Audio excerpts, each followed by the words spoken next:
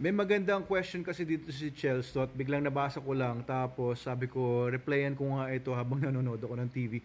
Sabi niya, Doc, may apat po kasi ako na aso, nangangain po kasi sila ng mga alaga naming manok at minsan naman pumapatay ng pusa pag may naligaw sa bakura namin. Paano po kaya magbabago yung ugali nila? Sabi niya sa next comment niya dito sa TikTok.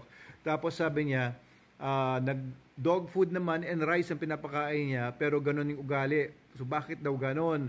Wala naman po kinalaman yun sa diet ng aso ninyo. Kung dog food man ang kinasanayan nilang kainin at saka rice, hindi ibig sabihin magbabago yung behavior nila. Kasi yung behavior na pinapakita nila yan ay tinatawag na prey drive or tinatawag na hunt drive. Basically, kasi ang mga dogs, sila ay mga wolves, di ba? Sila ay mga descendants or mga domesticated versions ng wolf or Canis lupus, scientific name ng wolf. So, dogs are also Canis lupus. Dinagdagan lang ng domesticus or familiaris sa dulo, pero basically it's the same species. They have 99% the same genetics as wolves. So, yung mga dogs na ganyan, may mga prey drive, ay intact pa yung tinatawag na prey drive nila. Yan kasi ang ugali ng mga wolves. Kung may mga wolves nga, 'di ba, sabi nga nila, if you put a wolf in a hen house, 'di ba? So chaos talaga yung mangyayari. Talagang pumapatay sila ng mga manok at mga iba pang mga prey animals. Kasi yun ang ugali nila. They are predators. They feed on live animals. So yung mga dogs ninyo, it just basically means yung instinct nila na pumatay ng mga prey animals ay buhay pa sa kanila. Okay, there are many dogs na wala na yung ganong klaseng instinct, no? Lalo na yung mga highly mutated dogs na parang walang-wala na halos na drive. For example, may mga dogs na sobrang tamad na ng mga aso. Pero may mga dogs din na, mga breeds din na dogs na, for example, mga Shih Tzus, although kasi ang liit-liit nila, may mga Shih Tzus pa rin na meron makikita kayo kahit pa paano na prey drive. Pero may mga Shih Tzus na talaga mga sobrang docile na nila, sobrang apathetic na nila pagdating sa mga other animals or prey animals. Maybe because hindi naman na nakikita as attractive yon, or talagang tinanggal na yung prey drive sa kanilang ugali or behavior. So kasi pagka may mga ganyang mga ugali kasi yung mga aso tapos gusto nyong mawala, the best thing to do is from an early age, iso-socialize nyo na yan sa ibang animals. Ibig sabihin, puppies pa lang, sinasama nyo na kagad sa mga manok o kaya sa mga pusa. And then, you teach the puppies behaviors. Pagka nagpakita sila ng behavior, aggressive behavior towards those other animals, iko-correct mo yon.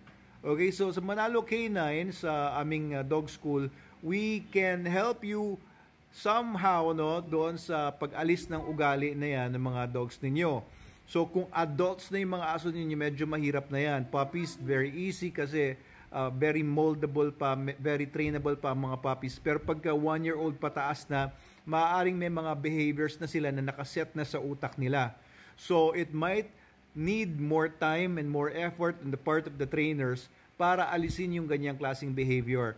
And it might take a little bit of negative correction or parang ipapersuade mo na hindi nila dapat gawin yung mga behaviors na yan.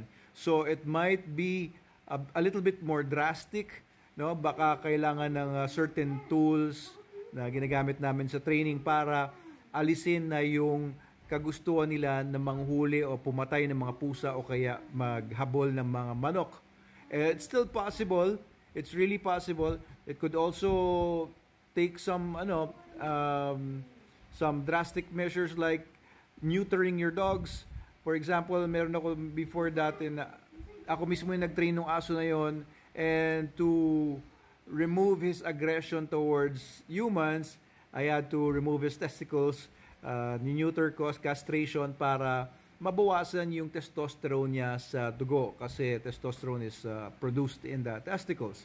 So, depende sa makikita naming mga certain ugali ng aso ninyo and probably history taking pa, further history taking, then we can recommend the right treatment or pathway na iti-take ng aso ninyo para mawala yung ganyang klaseng behavior if that's what you want.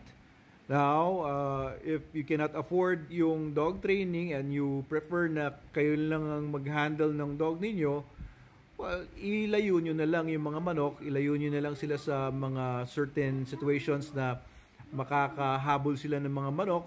Always keep them on a leash kapag ilalabas nyo sila, and don't let them out of the house. That's the solution. Pero if you can afford kahit yung crash course namin for basic obedience, which is only 13,500 per dog, then it would go a long way. Mapapakinabangan nyo talaga yon, and talagang may enjoy nyo yung mga aso nyo without the worries of that. But you'll also have to do some personal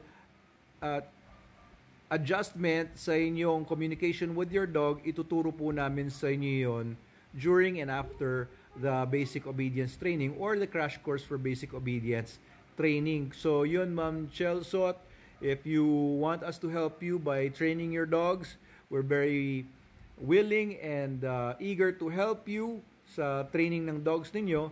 Mag-message lang po kayo sa amin dito sa TikTok or sa Facebook page namin, Meta Animals Manalo Canine, or pwede naman sa email. Ayun. So, kung ano man po ang inyong gusto or tingin nyo mas angkop na gawin nyo sa mga dogs niyo, or if you have further questions, please just comment below or mag-message po kayo sa amin, and maybe you can show us some pictures of your dogs, tell us some things more about your dogs, maybe you can send us a video, etc. Ayun po. So sana po ay maging mas maganda yung relationship niyo with your dog. I totally recommend ipatrain niyo po sa amin yung dogs ninyo.